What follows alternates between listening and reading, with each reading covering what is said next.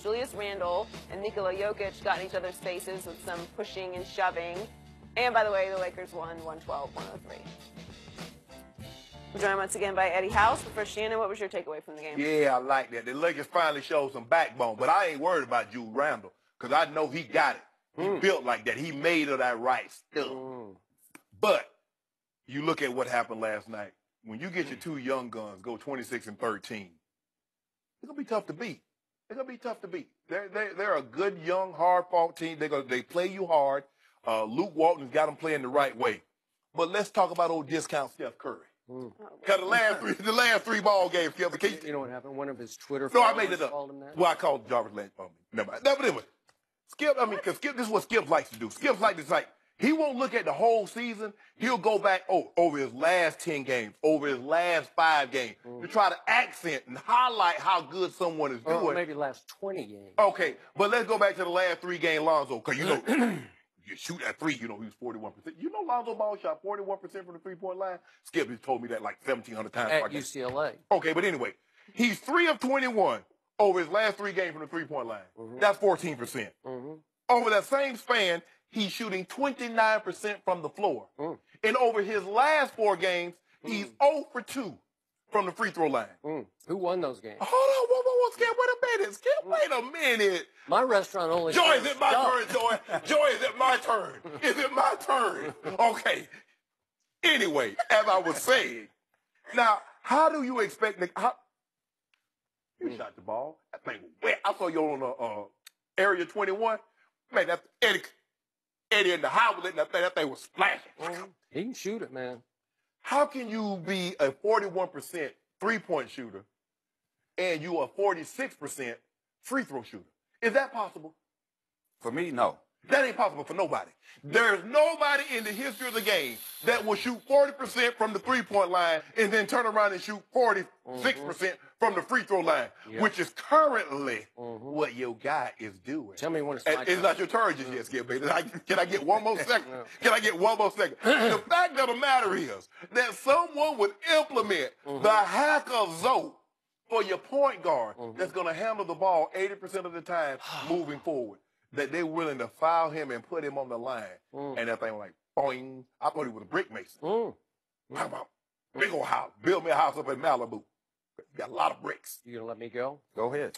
So, about 10 days ago on this show, I sat right here in this seat, and I first guessed this, and I was way ahead of the curve because I was the first one on the show who brought up the fact that Lonzo Ball is a pathetic free throw shooter because he cannot figure out how to do this at the free throw line, and it won't work. If you're trying to do this at the free throw line as opposed to this at the three-point line, you're going to have all kinds of demons in your head when nobody's around you and you're standing there by yourself with the world watching, trying to figure out how to make it go 15 feet through the hoop, right? So he's got big issues he's facing because you either got to shoot it your conventional, unconventional way, or you got to figure out how to make it that way, or you got to figure out how to make it underhanded. If that's how you you want to shoot granny shot. You want to shoot the granny shot? Rick Barry, my close friend. How are you, Rick? He watches this show. So the problem with Lonzo Ball is that he does have a free throw problem, and I told you that day they're going to start Hack Alonzo. And this was desperate because they were 7-point down, so I didn't think it was going to happen. But I think they were just jacking with him. I think it was still a little like, not trash talk, but just trash jabs, you know, like, let's just go ahead and foul him and make him go up there and miss him. And he went up and missed them. But with 7 minutes left, he did make a huge 3 in that game. It was the only 3 he made, but it put him up 1. So he is a clutch three-point shooter when it's time to make one. And help me out, Mr. Sharp, as we look down this box score. All these players played for Denver, and all these players played for the Los Angeles Lakers. Who had the best plus-minus in this game? Wait, hold on just a second. Oh, Lonzo Ball had the best plus-minus of +18. It led both teams. That's pretty impressive. And his team just keeps winning games. They're now 20-9 since January 7th. That's pretty great. What did he get Plus minus is the Bobo stat. Most bogus stat ever. Man, look at Kyle Kuzma. 26 and 13, he -9. Well, just show you. That don't make no sense. Level of 17. That don't make no sense. Interesting. Well, Lonzo Ball played 41 minutes, and he was +18, so good stuff was happening. Hey, but and by the way, way, he had 9 rebounds and 8 assists and 3 steals and 2 block shots. That's just phenomenal. And 5 points. By the way, can we see that block early in that game? Because this is the way Lonzo's going to retaliate on the Nuggets and Jamal Murray. Let's just see how this goes. Boom! That's your point guard who did that. That's Lonzo Ball, the point guard. How about that? He's 6'7". And that's your point guard. good, but he needs to get in the lab. Oh. He needs to get back in the lab. Yeah. He can't be the weak link out there as far as free I throw told shooting. you. I already said it. Position, I said you got to go figure it out. He got to get in the lab. Because he got in the lab, he got in the gym with his assistant coaches, and he figured out his three-point shot. No, he didn't. Skip. He 1 for Yes, 7. he did. Skip, the guy 3 for 21. He was 1 for 7. He went over a 20-game span, shot 44%. Okay, what about those 40 games goes, before? how many? Do I have to come in here every day and say LeBron went 2 for 8 from 3? Because there are a lot of 2 for 8 nights. Oh, no, wait, no, it ain't. Yeah. No, it ain't. Skip, don't do that. Yeah. Skip, you just saw the man. Hey, in you just 7 games, he's 45 from 3. LeBron is. Yep. It's 7 games. Yeah. So he fills up the stat sheet. And by the way, guess who leads the Los Angeles Lakers in defensive rebounds? Defensive rebounds. The point guard does. How do you figure that? He should lead him in 'Cause he is offensive rebounds. special. Because He is special. I agree with you that he's special. I was here last year saying that they had to draft him. Thank you. But he needs to get in the lab, man. You can't miss free throws. You can't be a liability out there as the point guard and all these leading the team in rebound, defensive rebound. You can't be you cannot be a liability. 2 very special rookies have one thing in common. Ben Simmons can't shoot a lick either. He can't make a free throw. They've been hack-a-Ben. But you know what I like out about there Ben? triple-doubling too. But you know what I like about Ben? Ben knows what he isn't. He knows he's not a three-point shot, so he don't even attempt them.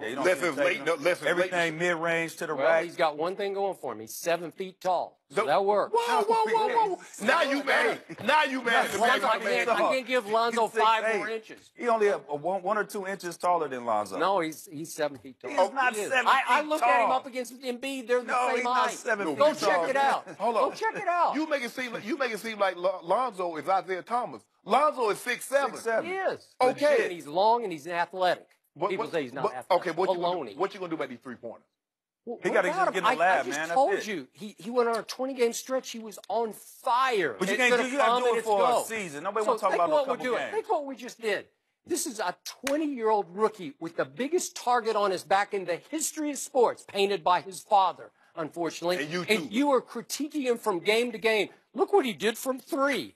Well, what are you doing? Who's critiquing him from game to him? Yeah, every day. So look at this. And if I come in and say, well, he made 6 out of 7 threes, and he made 3 late clutch threes like he did in that one game where he just took the game over and won it, it's like, oh, yeah. But he just needs to be more consistent, and especially at the free throw line. You got to make your free. That's the easiest. That's that easy free money. You got to get that. You can't even say consistent. You just got to figure out how to make one. You know, like we're not even talking about coming and going. It's gone the whole year. If they hadn't hacked him, this would have been 4 straight games. He didn't even get to the free throw line. Okay. But this is what you know what I've been telling you, and I told you when I first guessed it. He is avoiding the rim just the way LeBron does in late game situations because LeBron fears the free throw line. And this kid is so high IQ, he's saying, I don't know if I want to get in there and mix it up because they're going to make me go shoot those free throws. So that's no good. It's no good. No, that's not good. He needs to make his free throw. But I like what Denver and the Lakers is creating right now. As long as they keep it on the court, I love the chippiness and them getting after it and Isaiah Thomas throwing the ball to Jamal Murray at the end of the game. I like little things like that within the game. Don't take it and I told too far, but it's good. I really like what's going on. Julius is a monster. Yeah, he doesn't have like a monster psyche because he's a late bloomer. He's just now figuring out. It's like he doesn't know his own strength. Last night, I think he woke up and knew his own strength because Jokic is jacking with him, and he just says, "Okay, I'm gonna send you to the floor, man." Yeah. Okay. Everybody else defended. Kyle Kuzma, that dog. Huh? Kyle Kuzma, that dog. He's got it. I've been saying it.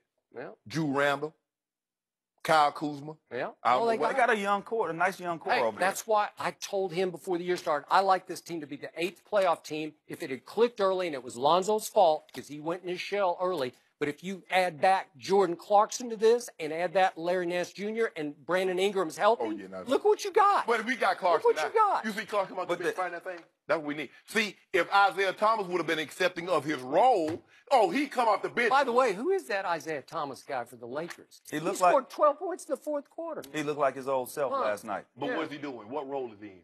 Getting money. Okay. But see, he thought he could start, I'm alongside LeBron. I can jack up as many shots. I can hog the ball like Bron. He's going to win for Kyrie Irving. Yeah. Right. No. I don't care. No. But you don't know your place. Know your place. No, you played. He's going to be sixth man of the year. Who? Right? Isaiah. No, Lou Williams. I'm kidding. For about a month, he's been the sixth man of the He's year. been killing. Huh? He found his stride, it looks like. That's it. He looks healthy, too. I wouldn't change a thing. I mean, I would love to have Kyrie. I mean, all things being equal, give me Kyrie. But since we can't have Kyrie back, I'll take Clarkson and Nance Jr. Yeah, you're going to miss Kyrie. No, I'm not. Like late Yeah, May. okay, yeah, skip that. I can't worry about that. I'm talking about what I got. Old Clark to come out the beach and bucket, get buckets. Eddie, Larry thanks for Nance joining Jr. us. Did the Packers pass the Vikings with their moves yesterday? We'll discuss that next. And I won't back down.